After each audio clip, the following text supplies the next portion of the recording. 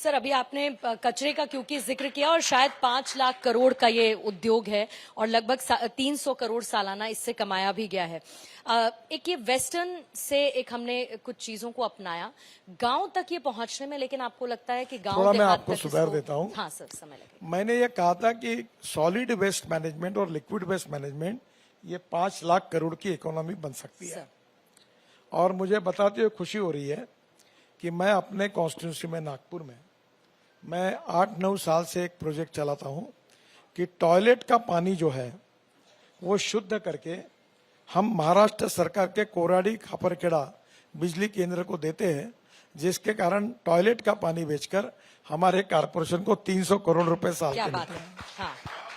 और अभी मथुरा का 80 MLD स्लज जो था गंदा पानी, उसको हमने टेंडर निकाला।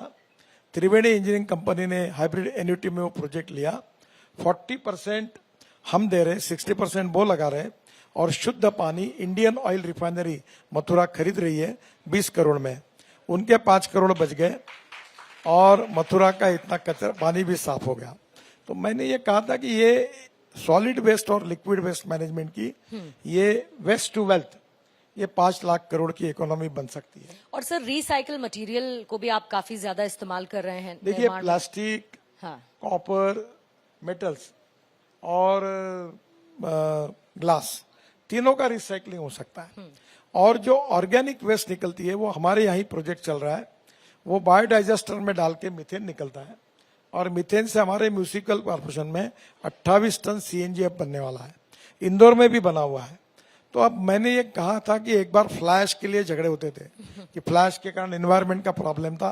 अब फ्लैश के लिए झगड़े हो रहे कि हमको फ्लैश चाहिए, क्योंकि 35% फ्लैश सीमेंट में जाती है, हम रोड में डालते हैं। वैसे आगे आने वाले 5-7 साल में कचरे के लिए झगड़े होंगे सर, क्योंकि कचरे से वेल्थ क्रिएट होगी, तो कचरा भी उतना इम्पोर्टेंट। सर, अभी आपने दिल्ली का जिक्र किया, प्रदूषण का जिक्र किया, लेकिन आप खुद दिल्ली में 2 से 3 दिन से ज्यादा नहीं रुकते। अब प्रदूषण आपको समस्या करता है या आपका नागपुर प्रेम है कि मैं वापस लौट जाना चाहता हूं? यहाँ प्रॉब्लम यह है कि दिल्ली का प्रदूषण बहुत ज्यादा है और मैं ये कहता हूँ कि इसको सबसे हाईएस्ट प्रायोरिटी से दिल्ली की जनता के लाइफ को बचाना चाहिए। इसी प्रकार से प्रदूषण रहा तो 5 से 10 साल लाइफ कम हो सकता है। और मैं जब आता हूँ तो मुझे इन्फेक्शन हो जाता है, तो ये कारण मैं जल्दी निकल जाता हूँ, बाकी कोई बात नहीं। पर मैं जो 1.5 लाख करोड़ के दिल्ली NCR में काम कर रहा हूँ, बाद में electric, ethanol, methanol, biodiesel, LNG, flex engine, hydrogen, ये सब ला रहा हूँ। पब्लिक ट्रांसपोर्ट सिस्टम ला रहा हूँ। इलेक्ट्रिक कार हमने लाई, इलेक्ट्रिक स्कूटर लाई, इलेक्ट्रिक ट्रक लाए। अब इलेक्ट्रिक जनरेटर सेट अब इथेनॉल पे चलने वाले आ रहे हैं। अब 20% पेट्रोल में इथेनॉल डाल रहे हैं। अब 27% की ट्रायल चालू है। फिर इथेनॉल से आइसोब्यूटेनॉल बनेगा, वो 10% डीजल में डालेंगे और आइसोब्यूटेनॉल पे डीजल का पर्याय बनकर आ सकता है। इसके एक्सपेरिमेंट शुरू हुए।